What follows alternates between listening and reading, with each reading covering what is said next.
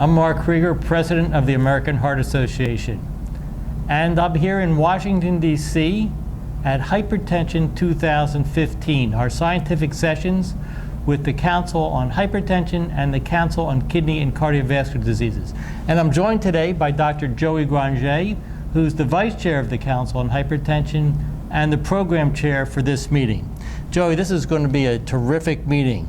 Tell us some of the highlights. Hi, Mark. Thank you very much. And it's great to be here in D.C. at the Council on Hypertension meeting. We have an exciting 3.5 days of scientific sessions, starting with our keynote speaker, Dr. Gary Gibbons, the Director of National Heart, Lung, and Blood Institute, where he'll be highlighting the role of the National Institutes of Health in hypertension research. Well, that's terrific, and I assume there's going to be a lot of other great sessions that are taking place. Sure. The first day we have a series of sessions called Recent Advances in Hypertension, which focuses on up-to-date information on both basic and clinical research in hypertension. And we have some very prominent speakers from all over the world speaking on a variety of topics. For example, on the topic of environmental epigenetics in hypertension, on the role of fetal programming in cardiovascular disease and hypertension, and many other state-of-the-art research. You know, this is really the premier meeting for hypertension and kidney and cardiovascular disease research. It's a great time for everyone to convene right here in Washington.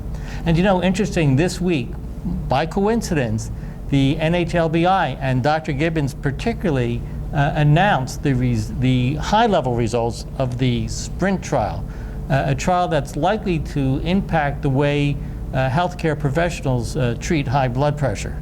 You're right, Mark. In fact, I got an email about the announcement that was made last Friday, and when I read the results of that particular announcement by Dr. Gibbons, I was very excited, and I think everybody should be excited because it's going to have a significant impact on the way we treat hypertension, not only in the United States, but throughout the world. And the findings showed that it suggests that lowering blood pressure to systolic blood pressure to a treatment goal of 120 milligrams of mercury resulted in significant reductions in cardiovascular risk, and more importantly, 25% reduction in the dying from cardiovascular disease.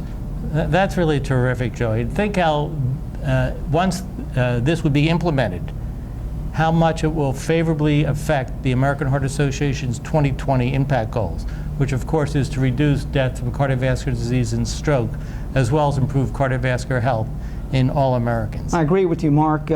And more importantly, I think this shows you the importance of research and how research is going to transform the lives of many individuals throughout the world. And even though the results they are promising results, there's still a lot of research that needs to be done. Because as you know, reducing blood pressure, systolic blood pressure down to 120 is very difficult in some patients. So I think it'll be important for us to go back to the laboratory and try to identify novel pathways for the development of hypertension and come up with more potent drugs that will have less side effects. So as you know, many of the patients, to achieve a systolic blood pressure of 120 milligrams of mercury, they need to be on medications, 3 to 4 medications.